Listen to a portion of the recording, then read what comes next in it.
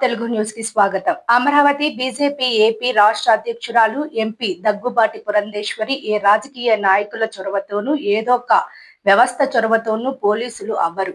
ఎంతో కష్టతరమైన పరీక్షల్లో ఉత్తీర్ణులు అయ్యాక వారు ఆ అర్హత సాధిస్తారు.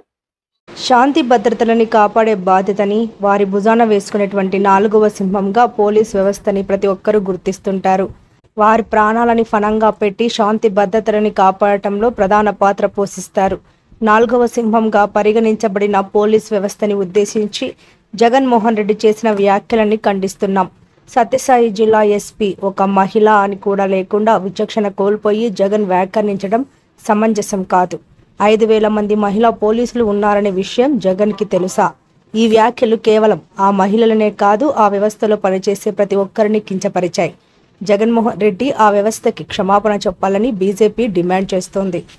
4వ సింహంగా పరిగణించబడుతున్నటువంటి పోలీస్ వ్యవస్థని ఉద్దేశించి జగన్మోహన్ రెడ్డి గారు బట్టలోడు తీసి కొడతాము అని చెప్పటం ఇది సర్వత్రా ఖండించవలసినటువంటి అంశంగా నేను భావిస్తున్నాను.